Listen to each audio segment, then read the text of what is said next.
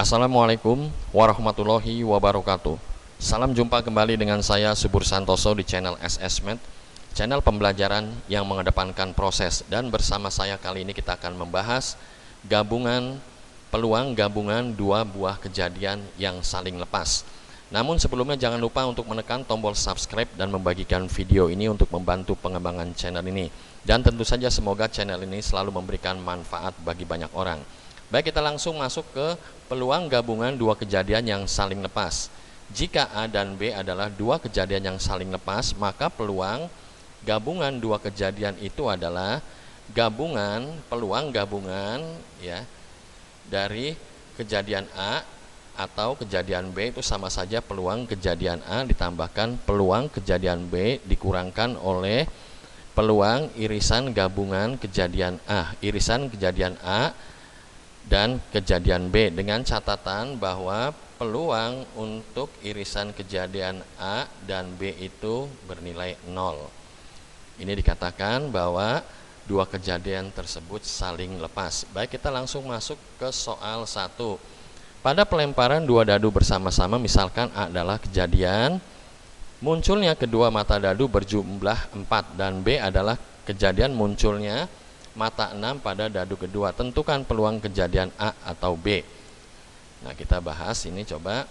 Nah, sudah diketahui nih ya, A adalah kejadian munculnya kedua mata dadu itu kalau dijumlahkan 4, sedangkan B adalah kejadian munculnya mata 6, jadi angka 6 aja pada mata dadu yang kedua. Yang ditanyakan adalah peluang kejadian A atau B. Ini saya cetak tebal ataunya ya, berarti yang ditanyakan adalah gabungan peluang kejadian A atau B.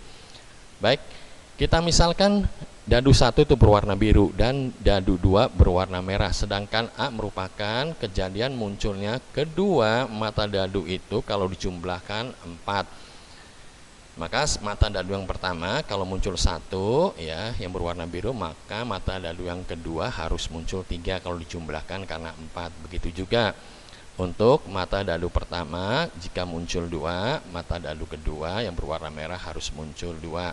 Dan selanjutnya untuk mata dadu pertama yang berwarna biru ini 3, mata dadu kedua yang berwarna merah harus muncul 1. Sebab kalau dijumlahkan 4, kita lihat di sini, ini adalah elemen-elemen ya kepada kejadian A. Jadi banyaknya elemen tersebut atau titik-titiknya.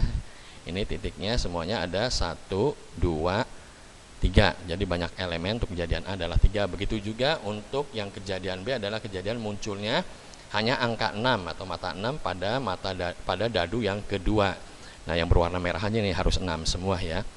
Nah, ini kalau kita hitung di sini adalah banyaknya elemen dari kejadian B adalah 1, 2, 3, 4, 5, 6. Nah, kalau kita perhatikan di sini, ini tidak ada yang sama ya, baik elemen untuk kejadian A maupun elemen untuk kejadian B. Ini yang kita katakan sebagai irisan ya dari himpunan kejadian A dan kejadian B itu adalah himpunan kosong.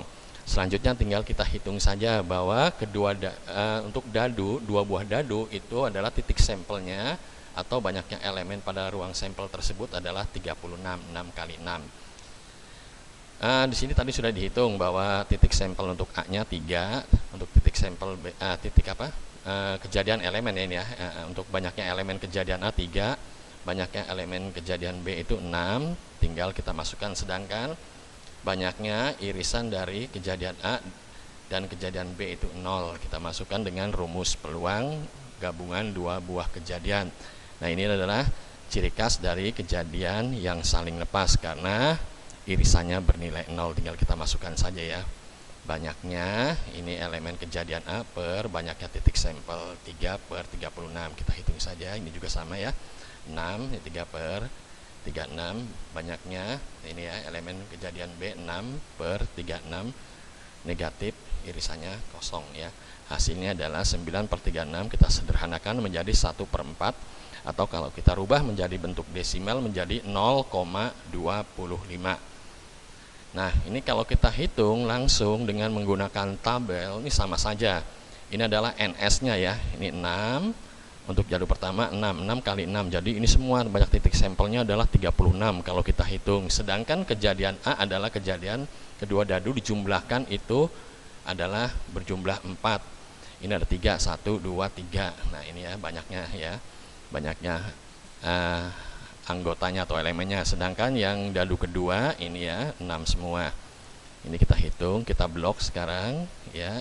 Kita hitung aja sekarang ini gabungannya adalah 1, 2, 3, 4, 5, 6, 7, 8, 9. Jadi bisa kita hitung langsung bahwa gabungan dua buah kejadian A atau B ini sama saja banyaknya elemen gabungan kedua kejadian tersebut A dan B ini ya per banyaknya titik sampelnya. Jadi di sini 9 ya, kita hitung dari 9 per 36 atau 1/4, atau kita ubah menjadi bentuk desimal menjadi 0,25.